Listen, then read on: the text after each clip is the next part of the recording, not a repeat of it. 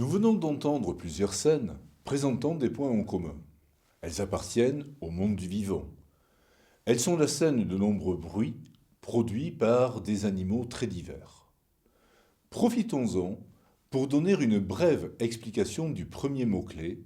Qu'est-ce qu'un son?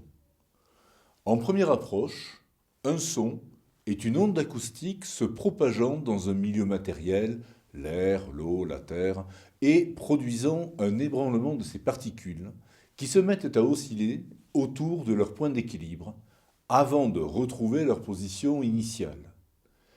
Et cette vibration acoustique provoque une sensation au niveau de l'ouïe, qui perçoit ce son en termes de hauteur, en fonction de la fréquence, de force sonore, d'après son intensité, et de durée.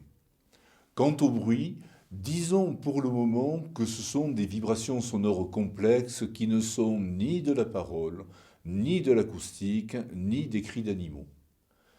Dans notre environnement, tout ce qui vibre génère un son. Le bruissement du vent dans les feuilles, l'eau d'un ruisseau, un éboulement, le claquement d'un volet, les cordes d'une guitare, un moteur de voiture, etc.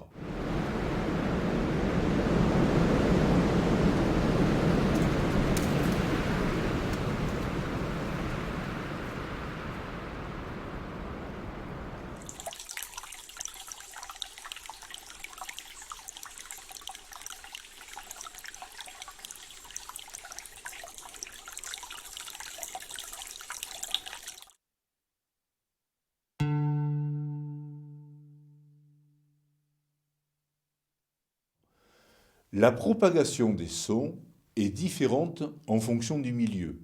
Elle est d'environ 340 mètres secondes dans l'air et atteint 1400 mètres secondes dans l'eau. Sa célérité est de 3000 mètres secondes dans le béton pour atteindre 5000 mètres secondes dans le verre et l'acier. Et le champ auditif peut être très différent selon les espèces, comme vous pouvez le constater sur cette figure.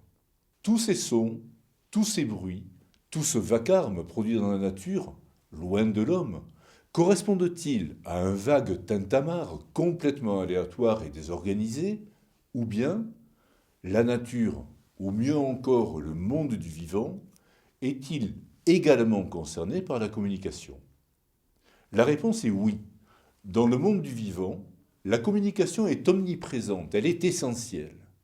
Communication est le deuxième mot-clé que nous allons traiter.